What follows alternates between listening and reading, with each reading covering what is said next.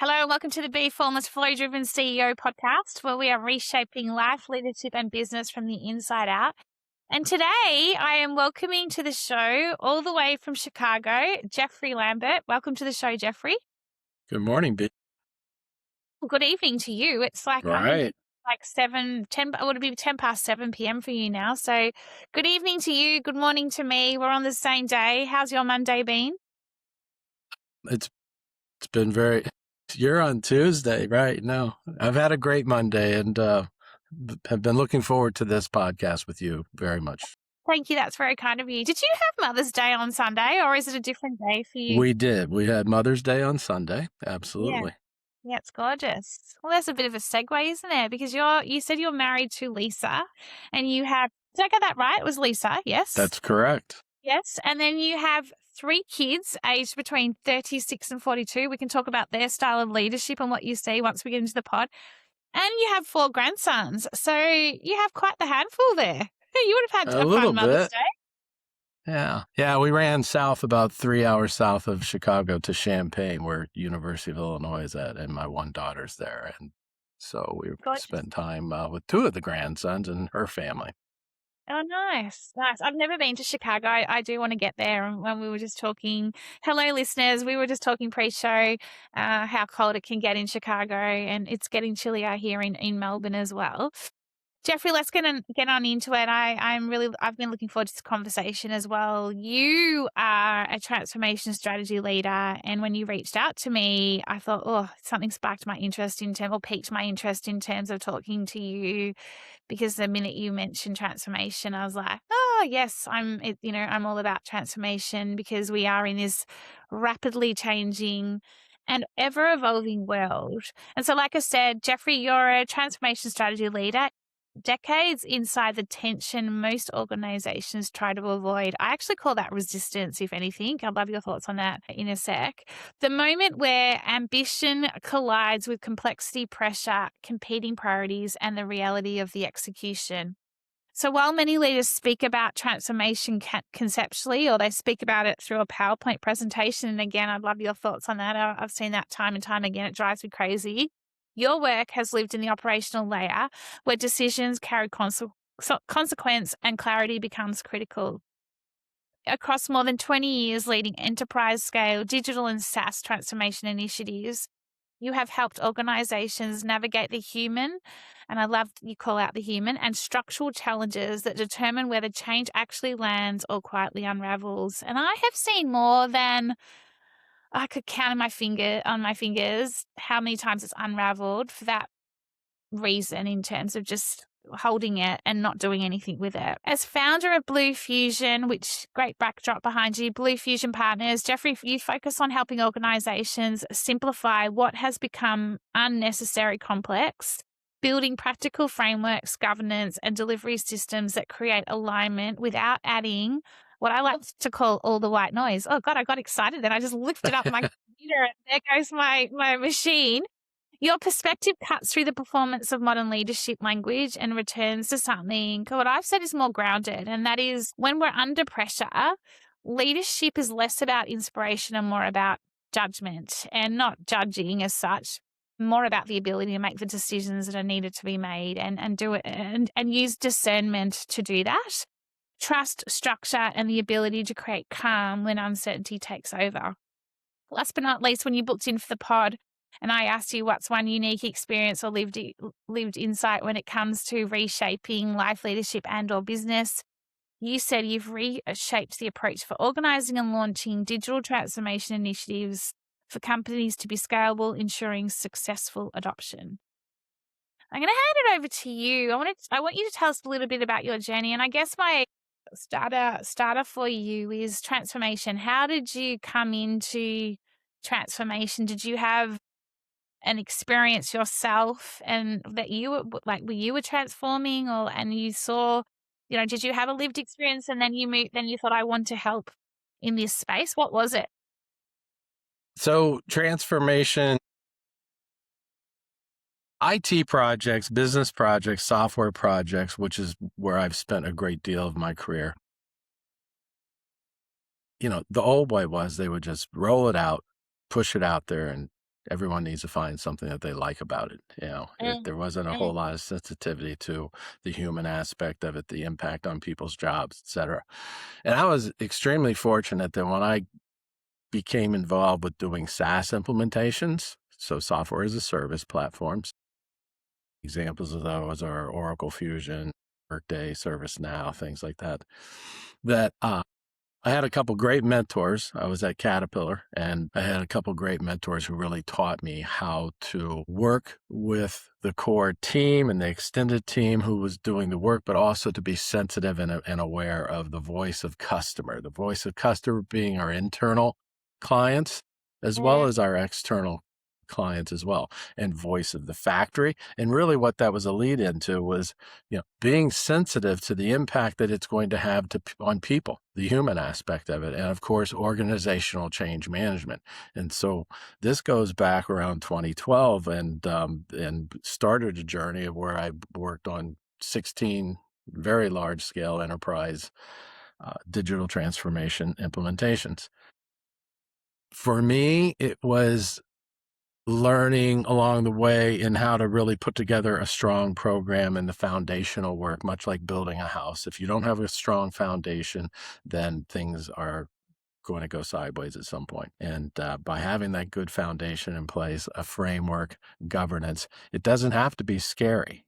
There's freedom in that framework, so that, to your point, what you were speaking about being able to leaders to be able to have judgment, discernment. If you've got a good, solid framework in place, the team is aware of it, and it really is part of everyday business as usual in running a large-scale program like that, then things are more predictable as far as when they look to a leader. They know that they're going to be consistent, they're going to be steady, and they're going to be able to also have input, because I very much enjoy enabling people to do what they do best. I agree. We're only going to accomplish it as a team.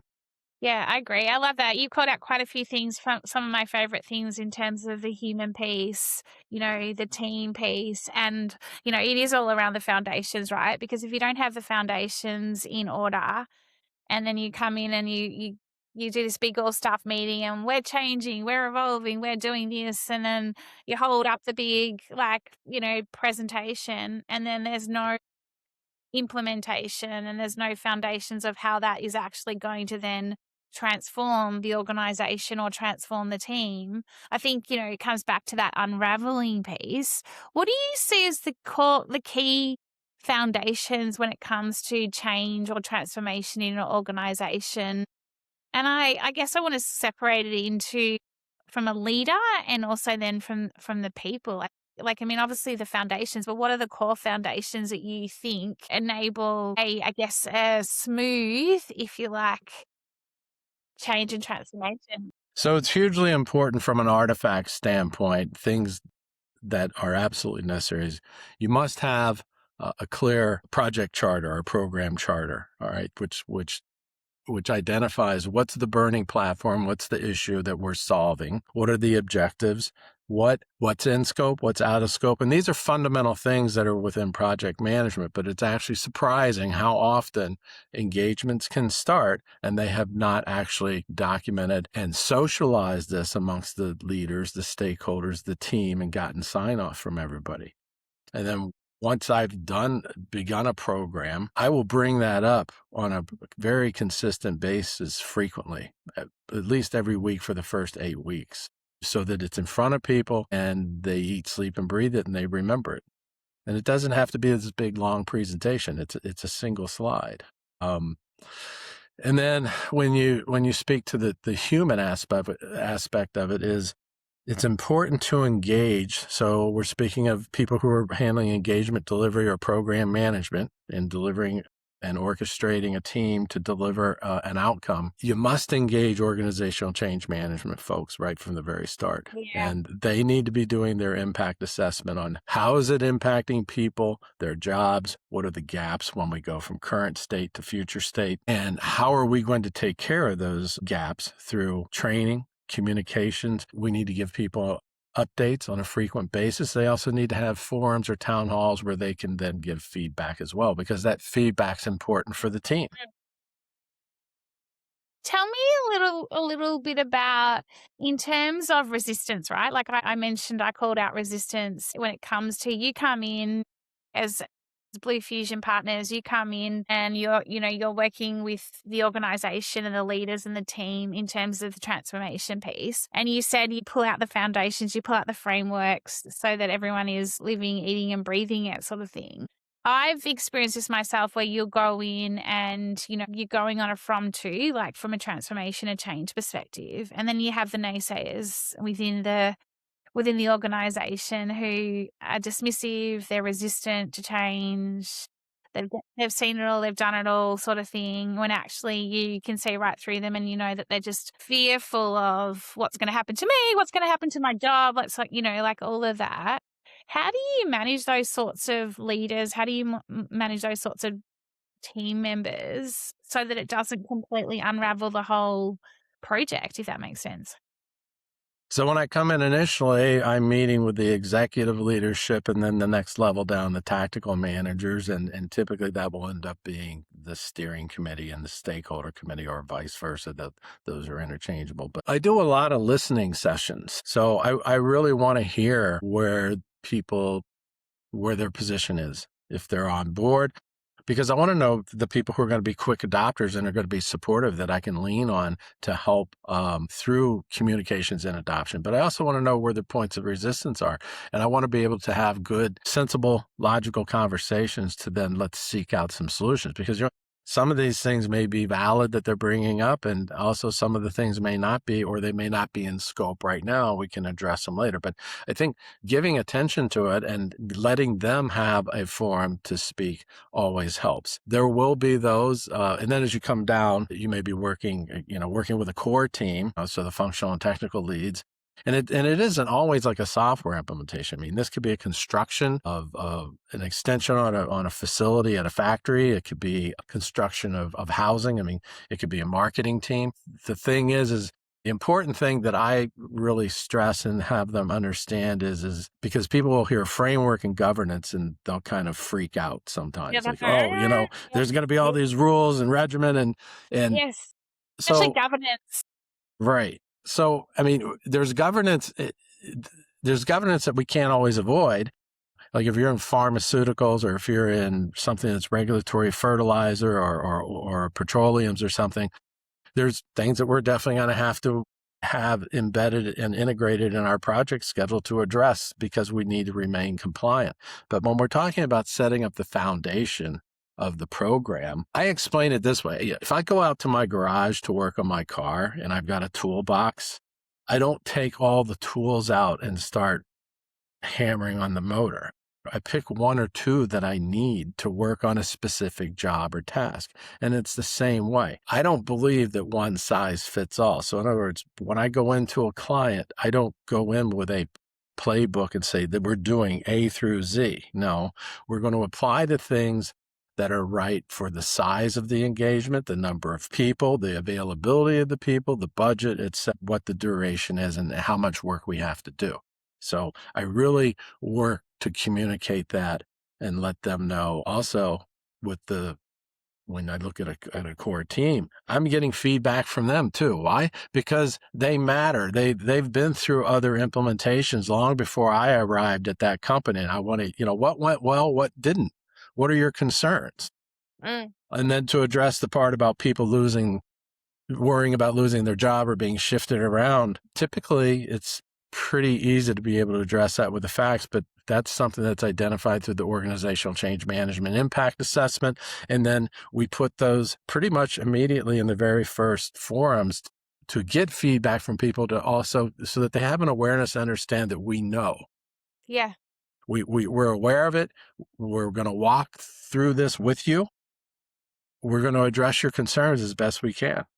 Yeah, 100%. It's really interesting because when you talk about foundations and you talk about simplicity, I'm a big believer in subtractive psychology. We have this tendency to always, when a problem or when change is happening or transformation is happening, we're adding complexity, we're adding to solve the actual problem, when actually we need to subtract and remove the complexity. And you talked about that from a foundation perspective. there's a lot that has changed, and this year feels just beyond fast. And then obviously the complexity, I talk a lot about, we know about rising complexity. It's not just rising complexity anymore, it's emerging complexity. And emerging complexity is on the daily in terms of, we basically each and every other day there's a new AI tool, or, Anthropic came out the other day and they've added more so you don't run out when you're in a project, which was doing my head in the other week. And so it's just, you're constantly learning, your brain is almost like full. I get to nighttime sometimes and I'm like, woo, I just need to kind of sit still for a second. How much is that layer of complexity when it comes to tech and AI? And, obviously when it comes to transformation and change, what are you seeing in organizations? Is it more intense, or is it bigger than ever? Like, are you seeing, change is imminent, it's everywhere, right? Are you seeing organizations more wanting to go from the from to state, or are some organizations almost stuck or almost frozen because of so much complexity? Like, what are some of the things that you're noticing and observing? So you're asking specifically about in the arena of rolling out AI. Well, in transformation, so in Okay. terms of there's transformation in an organization, for example, like SaaS is changing by the second. Add on the layer of AI, like it's more complex. So, like, what are you noticing, or what are you seeing that is coming up more and more in terms of it's not transformation pre AI, it's transformation, and now there's AI on top of it, and so it's like, do you know what I mean? Like, I do. bigger layer now. So the first thing I do is I remind them constantly, again, by bringing up the single page charter, this is our focus, this is our scope. All right. And so therefore there's going to be a lot of shiny objects along the way. Now with AI and the fast growth of everything from tools and platform features, and they're monetizing and figuring out their token models and everything else, Yes. it's extremely distracting. And so it's important to stick with the tech stack that you have. It's important to stick with the foundational elements that were defined in that charter, in the objectives, in the scope of the work. Now, if something comes up and they want to talk about it, they being, if a member of the team brings it up, a member of the user community, a stakeholder, it's certainly going to be discussed and addressed from the standpoint, all right, if we really want to do this new feature or bring this in and integrate it, then we need to do a change request. We need to investigate it. We need to identify and understand what's the impact going to be on this project from a time, resource, budget perspective, and then decide, do we want to do it? And do we want to add time or duration to the project and maybe a budget? Or are we going to decouple and take something out of the scope in order to satisfy that? As far as the distractions from the human side,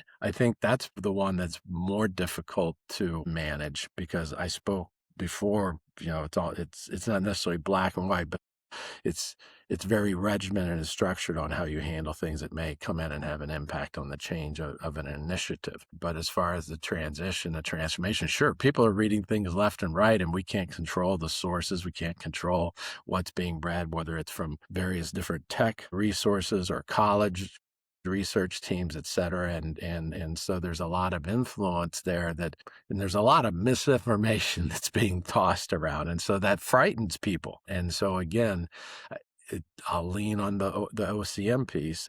You have to have the constant communications in a number of ways, especially if something comes up that's a rumor that's spreading. You address it head on. You say, okay, look, we know that people read this particular white paper, or we know that they saw this article, and here's what we investigated and turned out, and here's how it does or does not impact what we're doing. Yeah, I love it. Jeffrey, you're so pragmatic and you're so calm, and like you're almost like it's like this like even keel, and it's like, Well, it's thank you. no, it's I really appreciate it, because what you're basically saying is, and then a few people have called this out, and I could be somewhat wrong. I don't think I am, though, in terms of my observation, is that this change, this revolution is no different to, for example, the internet or other things that have happened. Even, and I mean, I'm just talking about AI specifically now, but in general, when it comes to change and transformation, there has to be this calm, way of, foundational calm, I guess, operating rhythm and system. Otherwise, that's when things do unravel. That's when things fall off the rails. So it's that ability to know when you are oscillating between, oh my God, I'm completely out of control, to, oscillating down into just like almost like completely disengaged, bored, not interested. And so what you're saying is coming back to, if we keep coming back to this kind of, I wouldn't say flatlined, just this ability to be consistent. I think consistent is a really important piece here of what you're talking about, right? It is, and I appreciate you bringing up the advent and the days of the internet. Okay, so what's happening now is at a minimum 10 times more fast and Mm. wild west than what it was in Wild the in the West. in the 90s, and to your point though about staying steady, one individual cannot know and hear everything that's happening out there, okay? But through continuous learning and having the proper news feeds, etc., I can keep myself informed, but it's also relying upon other people that I trust and stay in contact with. And honestly, I appreciate the compliment of being steady. I have other people who also help me stay steady at times. So, Yeah. uh, but it really is, dare I say, as simple. The concept's simple, but to stay focused.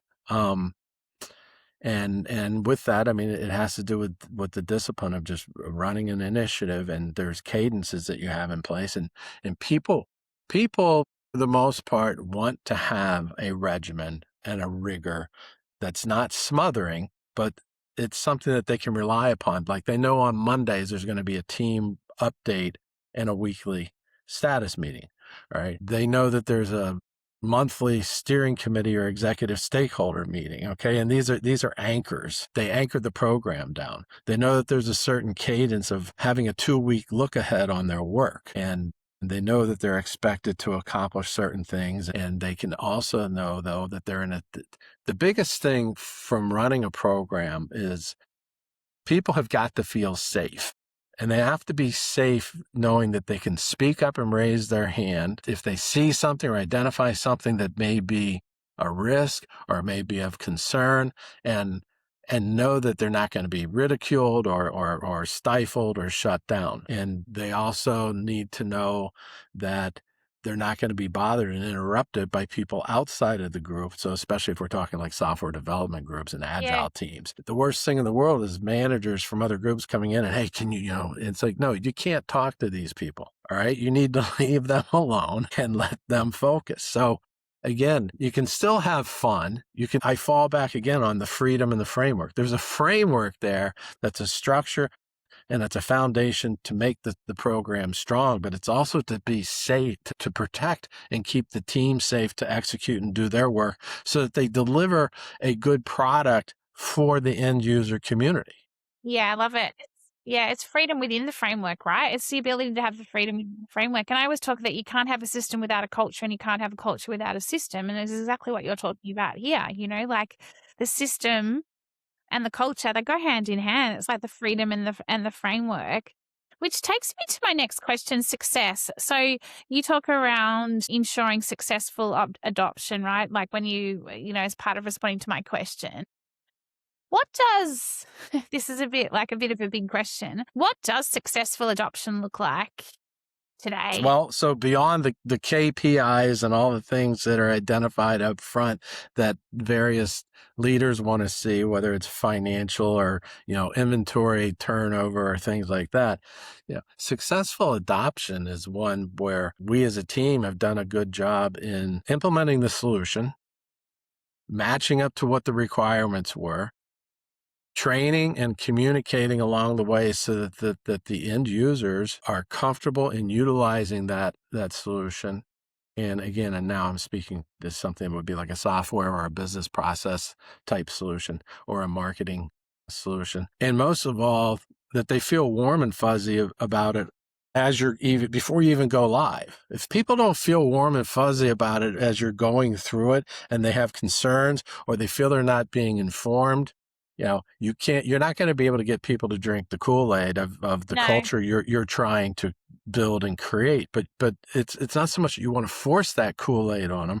It's just we need to have everybody marching in the same cadence in the same direction. And so therefore success at the end is you go live, you got a couple of weeks of hypercare and a command center to field all the support calls and everything. You're going to have some hiccups. You're going to have some things that come up. But the thing is people in the end user community, they will have seen the work that's been done for the last 3, 6, 9 months, and they feel confident in the team that even if something goes sideways, they know, oh, you know what, that the team's going to get it fixed. Or I can call and they're going to answer my questions. And so you're not throwing it over the wall and then hope that they like it and use it. Because the worst thing in the world that can happen is if people don't use it, people don't like it, you will never recover. You will never be, or if it falls short of what the Yeah. requirements were, it's like, well, what's It's a this? big investment too, right? It's a big investment as well. Like if you implement something and then it doesn't, no one adopts it. Like Right. it's not a successful adoption. Warm and fuzzy, I love that because I'm all about heart and soul. I truly believe a business has a soul or an organization has a soul and a heart. What's your view on that? Like, I mean, I know that like you talk about warm and fuzzy. I love this language. I think it's really, we need more of this language in business. We need more of this language in teams and organizations. And, in the past when I've called it out, it's been looked upon as a little bit woo woo. I am starting to observe more and more that leaders are more like we talk about empathy, we talk about care. You talked around hypercare. Love that term, by the way. That like the hypercare in the first few weeks of change and transformation.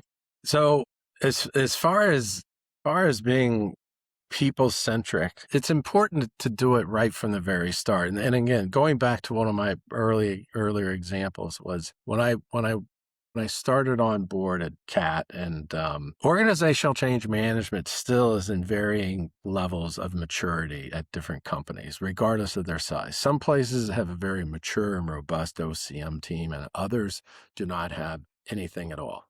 And then you may have things where people have declared them that this person's a change manager or a change agent or a change sponsor, but they actually really don't have any real formal training in place. And so if I go into a client and I've got that situation, I really work to where we do a primer in the first few weeks to really start training, get people on board so that they understand what's about and what the responsibilities are. With SaaS implementations, they are definitely different from a regular IT Yes. implementation, okay? And especially if it's like an infrastructure one versus a true SaaS. And people don't, I think at times, internal IT teams don't always understand or get that. And they're like, well, we can do this. And it's like, well, okay, you can do it with some guidance and some strategy and some help. And again, because it's an impact to the culture. And it'll even be an impact to the culture of the technical and functional teams that they're putting in place. So again, there goes back to the early listening sessions, the alignment of organizational change management, impact assessments, and then really making sure that throughout the course, there's consistency in meeting cadences, communication cadences, and opportunities for people to get feedback, to give feedback, and to receive feedback as well. And then I'm seeing behind you, you've got your branding, and I think it's integrate. Is it the word Thank integrate you. there? Integrate and integrates there. Like it's Yeah. yeah. You go. So it's envision, integrate, transform. And of those three, is there one more important than the other as part of them all coming together like that, or are they just as important as each other? I think they're important they all rely upon each other to have that successful go live and to have happy users and happy stakeholders and to have what a success. Yeah.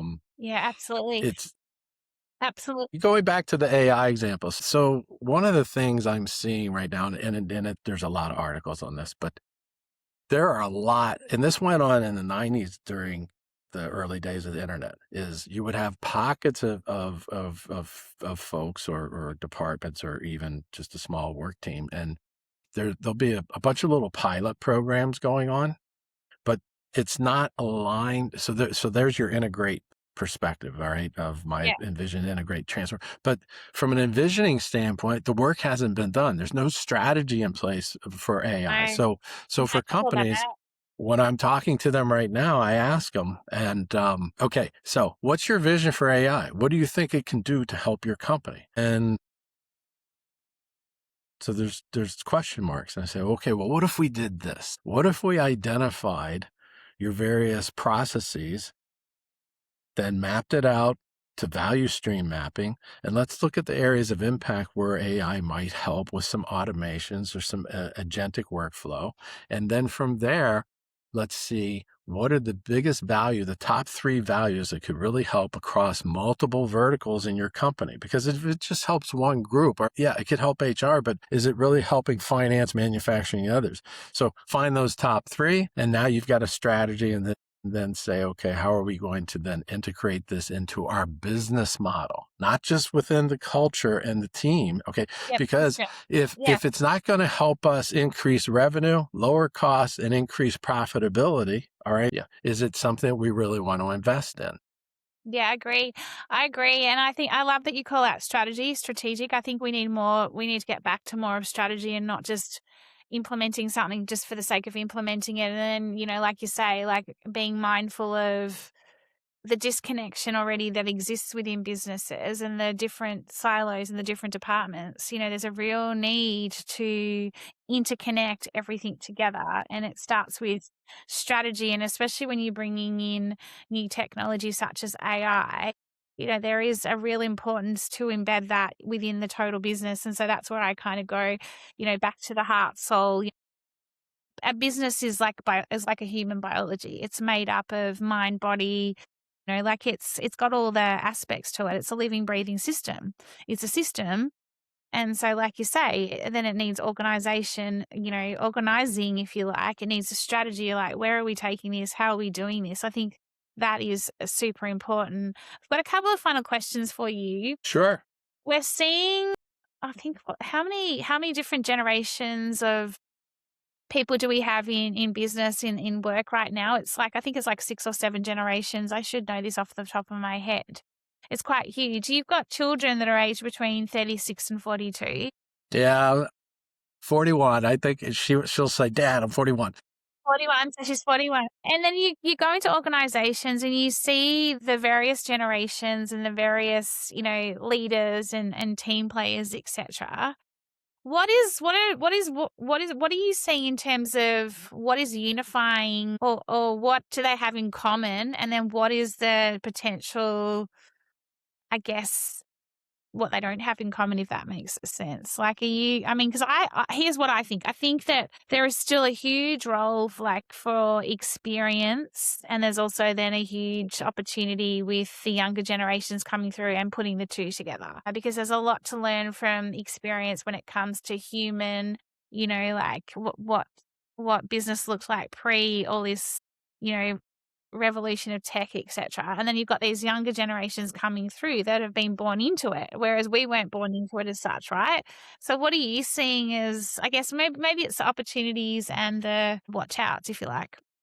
So I can't speak specifically to the details of other like EU or Australia, Asia Pacific. My insight is very minimal, but within the United States, so there was a brief cycle right at the end of COVID to where there was kind of a push to get boomers out the door, and so boomers being I'm a boomer, um, and Yeah, and look at and and there was a bit of thank you, and there was a bit of the disregarding that experience. Now there is a wave of renewed interest, and I think even like wow, we shouldn't have maybe let them go so fast. And so for me, when I go into a workplace, what I see is with the teams that I'm putting together and organize with at all ages, all generation levels, there is a true awareness across the board of a desire for continuous learning and education, but also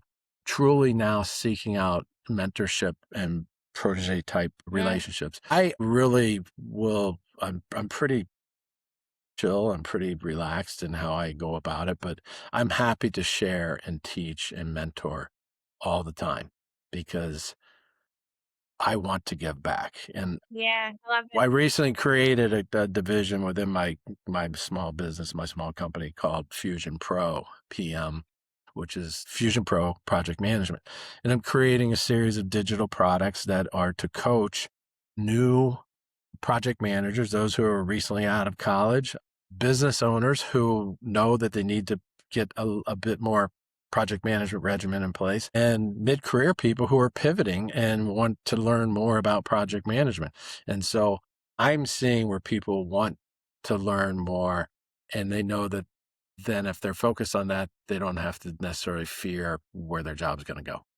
Yeah, I like that. It's happening everywhere. Like it's not just in the Right. US, right? I see it here as well.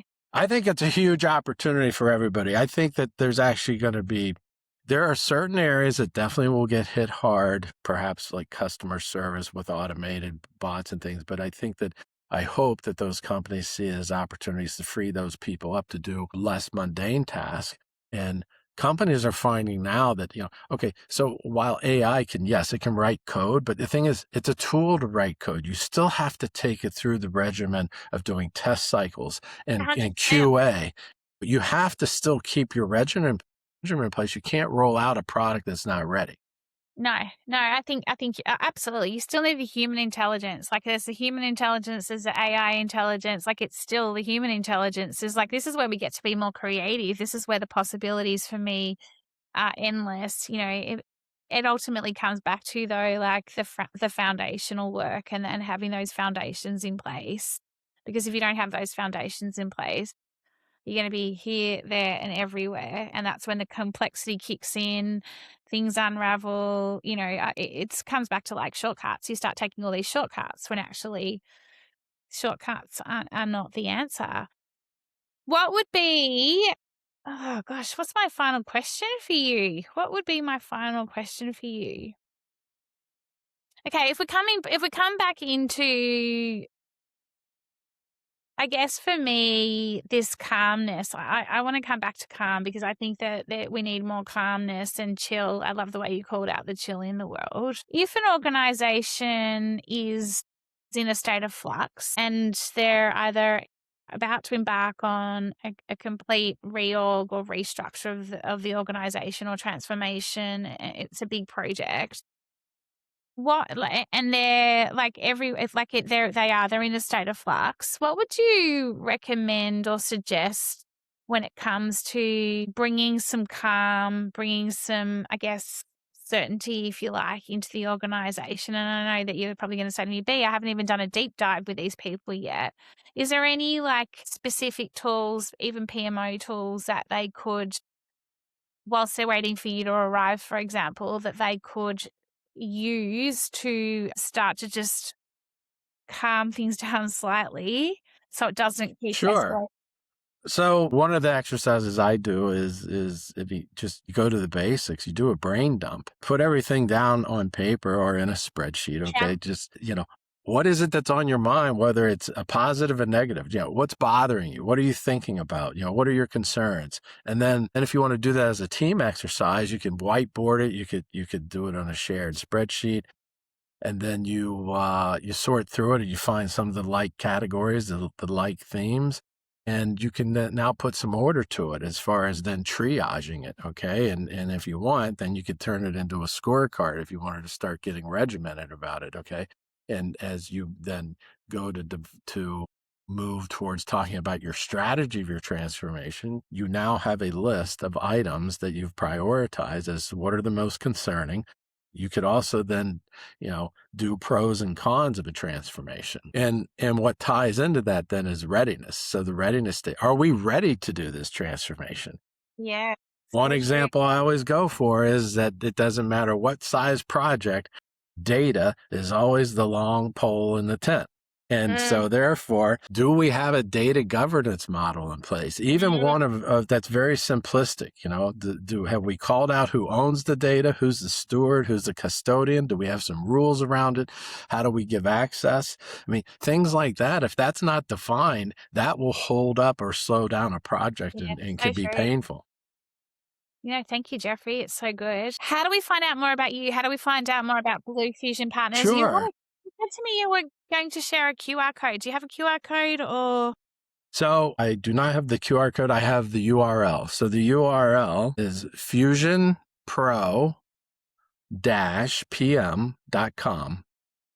fusionpro-pm.com/FAQS for frequently asked questions. It's fusionpro-pm.com/FAQS.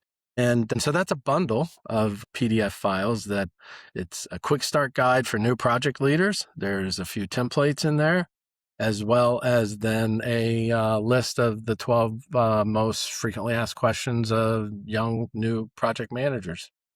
I love it. That's what a gift. Thank you so much. And listeners, there you go. You've got this beautiful gift from Jeffrey. How kind is that? Like paying it forward, giving back. It's so important, isn't it? I think that that's part of change and transformation is the ability to It is. to, to give back and pay it forward, especially for younger. I shouldn't say just younger, like people that have never had experience this type of change or transformation in their organization and Right. like not knowing where to start. You're offering this beautiful gift. Jeffrey, thank you so much for your time. I've really enjoyed our conversation. I'll have to get you back on again at some point and Absolutely. have you back and chat a bit further around, I keep saying to people, I'll get you back in 6 months' time because it's just like, what is everything going to look like in 6 months' time? I'm forever an optimist. I'm with you. I think that lots of things are evolving. I think lots of things are also potentially going to go back to basics, or we're going to do like a 360 or a 720 if that makes sense. So stay tuned. I'm going to let you get to your Monday, the rest of your Monday evening. Have a It's wonderful been week. a pleasure. Thank you very much. You come to Chicago, Lisa and I will show you around the town.